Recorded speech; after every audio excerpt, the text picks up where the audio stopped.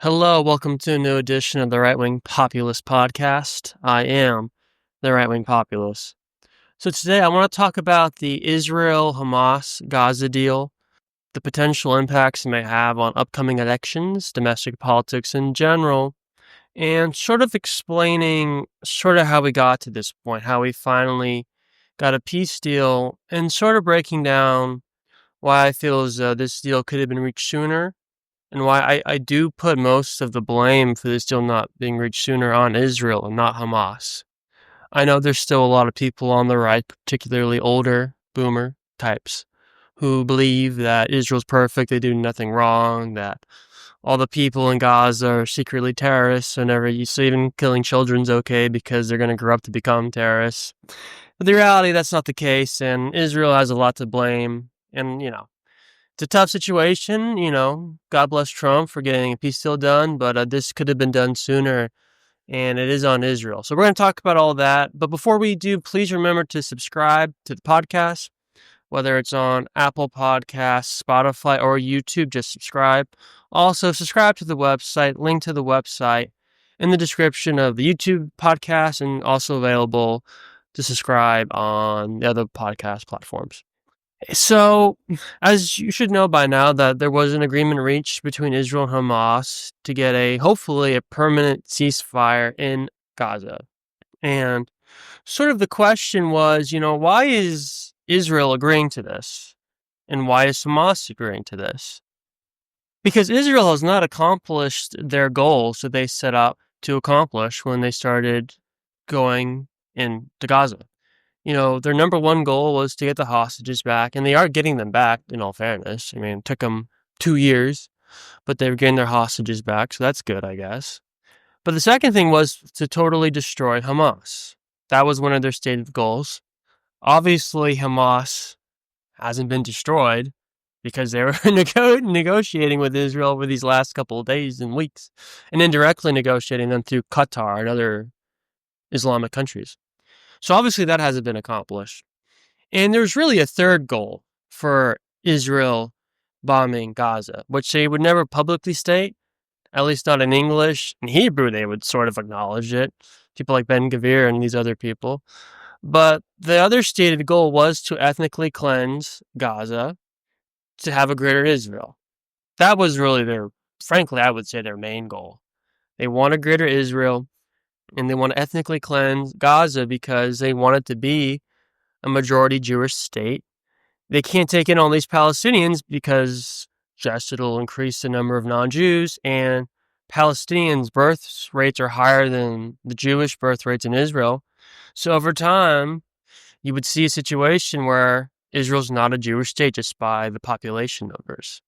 So Israel's goal was to have a greater Israel and to make sure you ethnically cleanse Gaza so it can be a true Jewish state. At least 80-20 Jews to non-Jews. The problem Israel was having is that the Palestinians weren't leaving Gaza. They weren't leaving, and other countries like Egypt and other Islamic countries were refusing to take in people from Gaza, these Palestinians.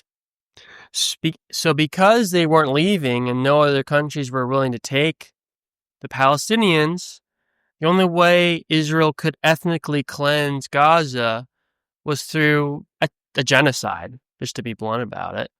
And that's why, you in today's world, especially with cameras everywhere and just today's sensitivities, you just can't do a genocide out in the open and be brazen about it.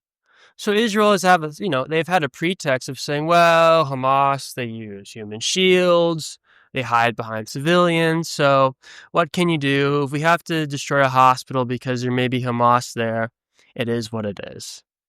And it's like, well, that's fine, but the reality is you're not really after Hamas. And by the way, another reason to do ethnic cleansing is not only do you solve the population issue, you also solve the Hamas issue. Because if the Palestinians leave, then there's no more Hamas. So even though it's obviously, I think to most people, immoral to ethnically cleanse a region, particularly using the means of genocide, from an Israeli standpoint, while it may be immoral, it's not irrational. Remember, rationality and morality are not necessarily linked. Oftentimes they are, because doing something moral is often the rational thing to do, just because people want others to act moral. So if you act moral, you're more likely to be treated fairly, which rationally you should want. So often those two things are linked to some degree, but they're not necessarily, they're not inherently linked. So from an Israeli standpoint, committing a genocide to ethnically cleanse Gaza solves a lot of their goals. Solves the Palestinian question, the two-state question, frankly, in a lot of ways. And it solves the Hamas problem because, again, no Palestinians in Gaza, no Hamas. So that was really the goals of Israel to do this war, was to ethnically cleanse Gaza, which they would often not publicly state, at least not in English, but was certainly a goal, to get rid of Hamas and to get the hostages back. Now, I think the hostages was a pretext, but, they got them back thanks to President Trump, so that's good. And by the way, very supportive of obviously getting the hostages back. Huge news. That was one of the best things that Trump has done in his presidency. Those were innocent people who were taken by, these terrorists. So it's a great thing that they're coming back. We should not make light of that situation. But their other two main goals, they did not accomplish, Israel. So why did they agree to the ceasefire? Well, one, I think Israel made a huge mistake by striking in Qatar. There were Hamas officials who were in Qatar to negotiate, an end to the war in Gaza. And Israel did strikes in Qatar to go after leadership of Hamas. They didn't kill any Hamas, they only killed some Qatari officials. And that really pissed off Qatar. And Trump has and wants to maintain good relationships with Qatar, or Qatar, however the hell you say it. And Qatar basically went to Trump and said, hey man, one of the whole reasons we're allied with you is you're supposed to protect us from Israel's, out of control bombings and, out of control assassination attempts that Israel does all the time. Just ask JFK about that. I'm joking, of course. Just a little. So Qatar's like, what the hell, man? You're supposed to protect us from Israel's craziness. And I think and I think it pissed off Trump what Israel did, because Trump wants to have a good relationship with the Qataris. They gave Trump a plane. If you give Trump a plane, Trump's going to like you. That's just kind of the guy Trump is. You give Trump a plane, Trump likes you. So I think that really annoyed Trump. And I think Trump's sort of sick of Israel's bullshit. So I think Israel doing what they did in Qatar, or Qatar, whatever floats your boat, I think that made Trump be like, okay, man, I want to stop dealing with this. Israel's gone out of control. Trump in this situation used real leverage on Bibi that I don't think we've had an American president use against Israel in decades. Maybe Jimmy Carter to some degree, but really no president in decades has used the sort of leverage I think Trump used. Remember, he had Bibi Netanyahu come to the White House, and he forced Bibi to apologize to Qatar on the phone. He called up Qatar, gave the phone to Bibi, and he was like, and Trump got his whip out. I was like, apologize, Bibi, and he's whipping Bibi. Apologize. And Bibi was forced to apologize. I think later Bibi tried to deny that happened, but then the White House released photos of Bibi on the phone with Qatar. That was sort of the White House saying, nah, man, you're not bullshitting out of this one. You apologize. So I think it was in all seriousness, it was a real strategic mistake what Israel did by trying to take out Hamas in Qatar, because I think it pissed off the White House. And Trump used that leverage, and Bibi can't afford to lose Trump for just domestic reasons and international reasons, because Israel is so isolated from the rest of the world. They can't afford to lose the United States. Bibi can't afford to lose the goodwill of Trump. So Trump used that leverage on Bibi to help him agree to the deal.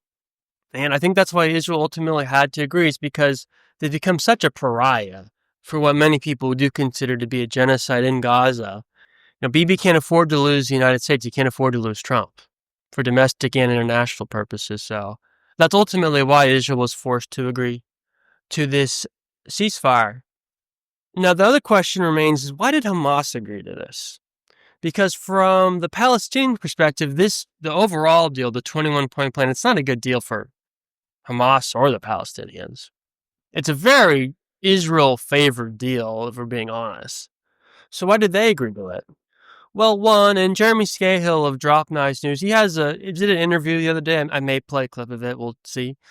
And he talked about, because he has a lot of sources with Hamas, and they basically the reason why Hamas agreed to is, one, they wanted to get relief for the Palestinian people because they've been the ones obviously having to brunt, they're the ones having to deal with the genocide by Israel bombing. They're not very precise bombings that have been happening for mostly 2 years. There's been some. There's been at least one ceasefire temporarily for about 2 months, but I mean, Gaza's been destroyed. It's like hell on earth now. So I think Hamas felt like, at least they're given the pretext, that we have to end this for the Palestinian people. I think probably the bigger reason was Hamas was under extreme pressure by other Arab nations. People like Egypt, people like Qatar. They want this conflict ended. They know this conflict complicates their relationships with the United States and obviously Israel. So they think it's pretty clear by the reporting that some of these Arab countries were putting maximum pressure on Hamas to respond to Trump's deal positively. And Hamas did not actually agree to Trump's whole plan. They essentially agreed to phase one. Israel essentially has only agreed to phase one too. I mean, looking ahead, the rubber's going to really hit the road to see if other parts of Trump's plans actually implemented. We'll see.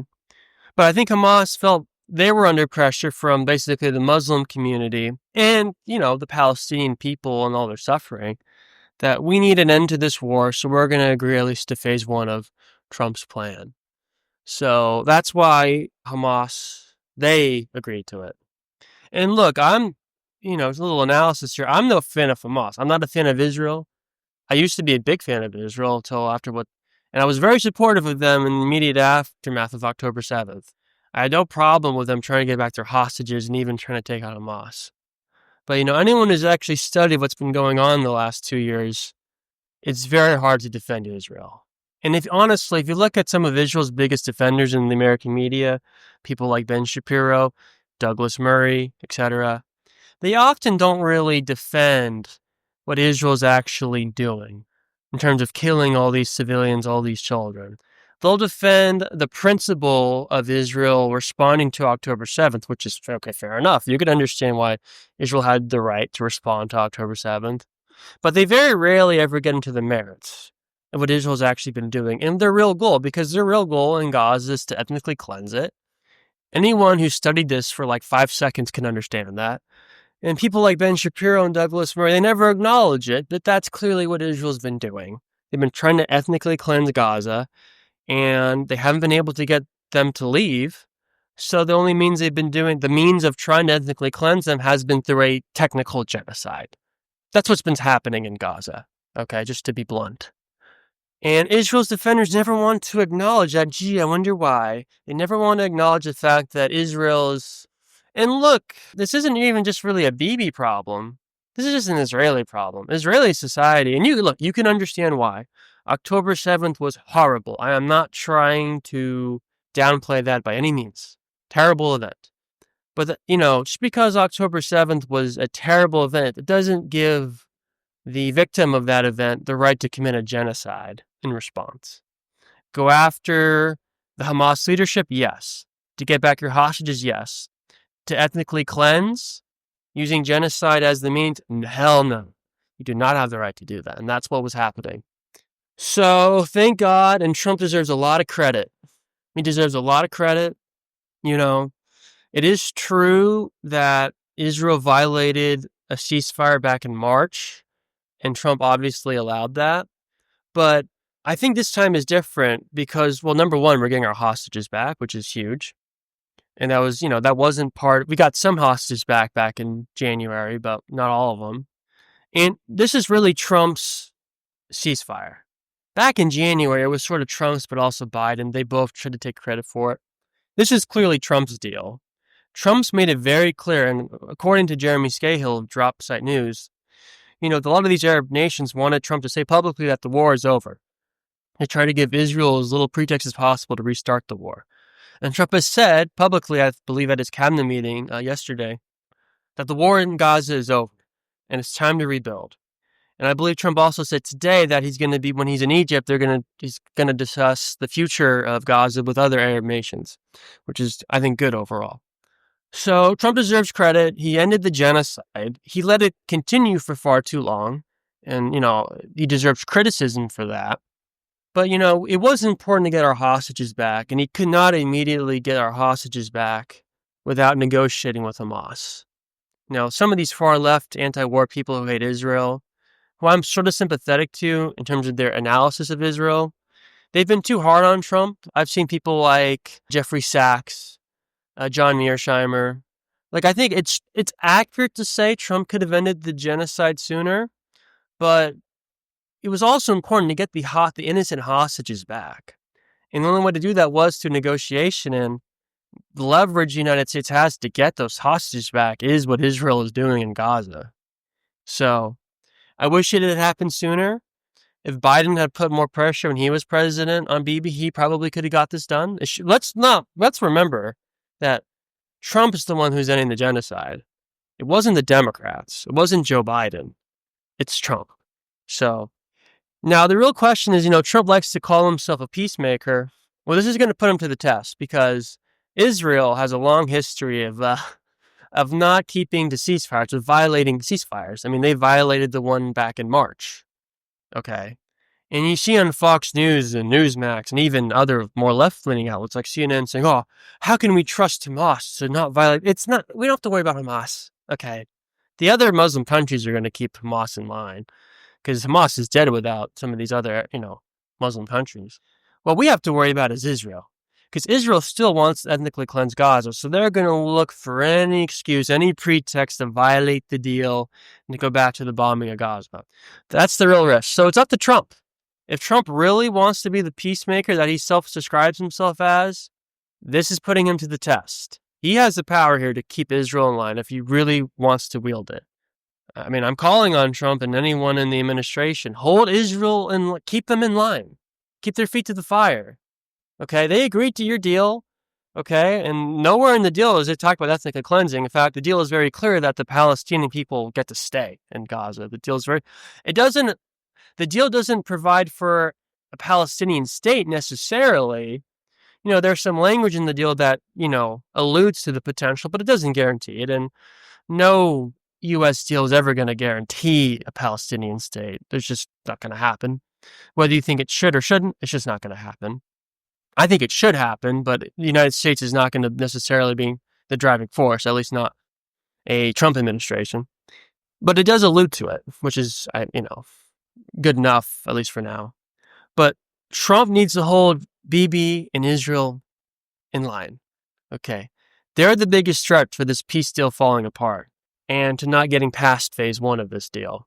So, very important Trump does that. I think he does win a Nobel Peace Prize. He didn't win it today. Not that he was gonna. He probably never will. But if he keeps Israel in line and further parts of Trump's plan gets implemented, he would certainly deserve one. Again, if Obama got a peace deal basically for being black, to be blunt about it, back in 2009. And the fact that he wasn't George W. Bush. But, Obama did nothing. And he got a Nobel Peace Prize literally just because he happened to have a somewhat dark skin. Okay? Because his dad was black. Okay? And then he got a Nobel... if Trump actually pulls this whole thing off, he would, of course, deserve a Nobel Peace Prize, but probably wouldn't get it.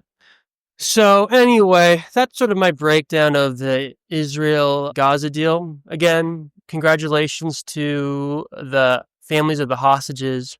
Congratulations to the Trump administration. Congratulations to the Palestinian people who are going to get the much-needed relief and aid back to being into the country. And congratulations to Israel for also getting their hostages back. And hopefully Israel's smart enough to understand that their public image in the eyes of the international community is so poor right now. They need to stop doing this craziness, at least for a while. Hopefully forever, but, that's probably not particularly realistic. So anyway, we'll see what happens. Again, Trump has all the cards here in a sense.